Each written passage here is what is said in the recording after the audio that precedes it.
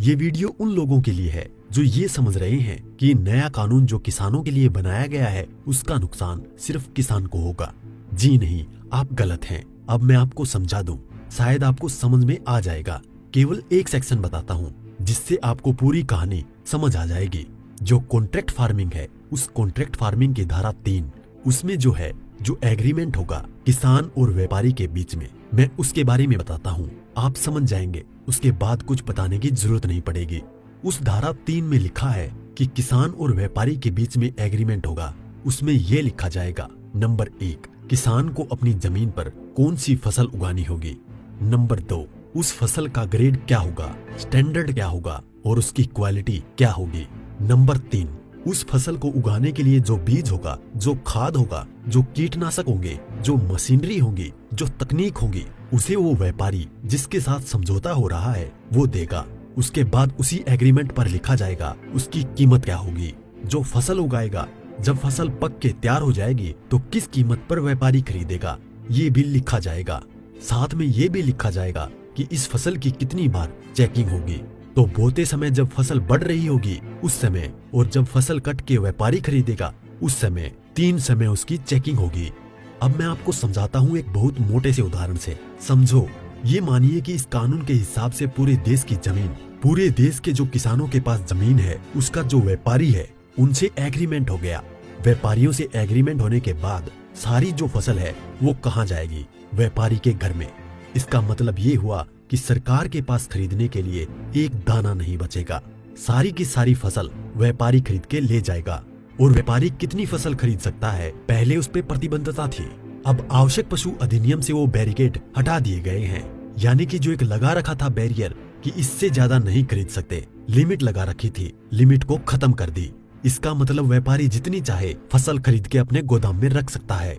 अब मानिए कि पूरी फसल किसान से व्यापारी के घर चली गई, तो आप थोड़ा सा पीछे आइए। 2013 में इस सरकार ने संसद में कानून बनाया था इस देश के गरीब लोगों के लिए।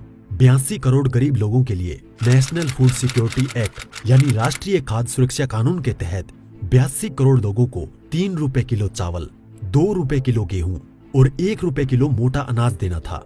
अब मैं आपसे सवाल पूछता हूँ, अब समझिए, आप सब कुछ जब सारा अनाज व्यापारियों के पास चला गया, सरकार के पास कुछ नहीं है, तो सरकार इन 82 करोड़ लोगों को कहां से अनाज दिलाएगी, पहले तो ये बताएं। इसका मतलब जो 82 करोड़ गरीब सरकार की मदद पर निर्भर था वो खत्म हो गया। मतलब आप कह रहे हैं कि किसानों के खिलाफ बिल है, किसानों की भलाई की बात कर रहे हैं, किसानों के खिलाफ लोग समझ रहे हैं। नहीं, ये पूरे देश के खिलाफ है। इससे 82 करोड़ गरीब खत्म। देश में 5 लाख जो राशन की दुकानें हैं वो भी खत्म। 5 लाख राशन की दुकानों में कुछ रोजगार भी मिलता होगा, वो भी खत्म।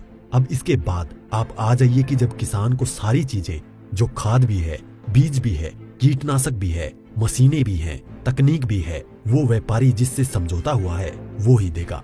तो जो व्यापारी ये काम करते हैं, कोई खाद बेचता है, कोई बीज बेचता है, कोई मशीन बेचता है, तो कोई कीटनाशक बेचता है, वो व्यापारी भी खत्म। तो आपने व्यापारी खत्म कर दिए, गरीब मजदूर खत्म कर दिए, और किसानों को आपने बंधक बना दिया, मजदूर बना दिया, गुलाम बना दिया। कैसे? अब मैं बताता हूँ।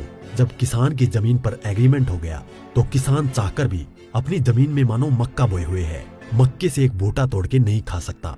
आज की तारीख में तो खेत में जाओ और एक नहीं 10, 20, 50 जितने भुट्टे तोड़ के खाने हैं खाओ, खूब सेक के रिश्तेदारों को भी ले जाओ।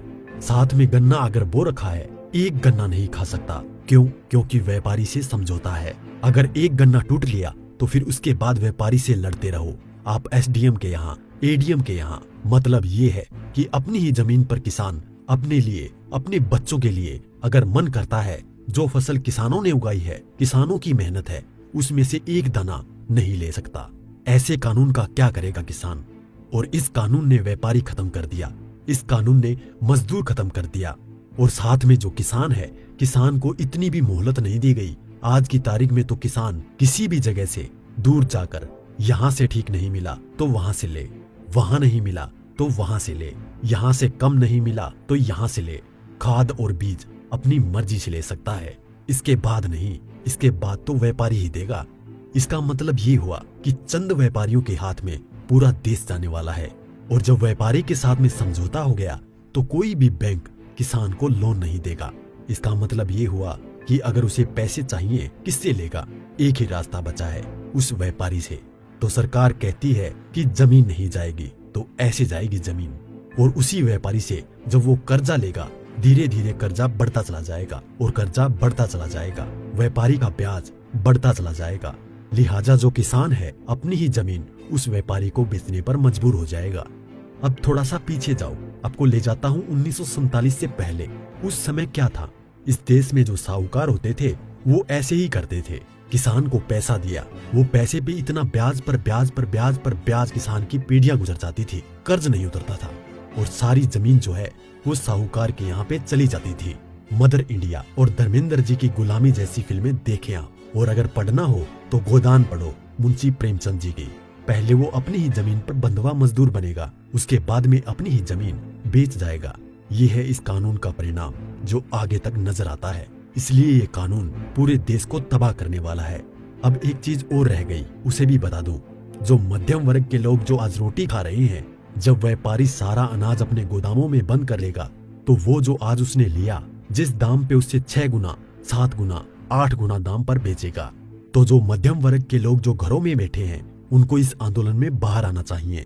जो अनाज, ये आटा 20 रुपए से 25 रुपए 30 रुपए किलो मिल रहा है, वो ही इस कानून के लागू होने के बाद वो आटा, वो अनाज उन्हें 50 से 6 गुना दाम पर मिलेगा। 100 रुपए 125 रुपए 150 रुपए किलो मिलेगा। तो असर किस पे पड़ेगा?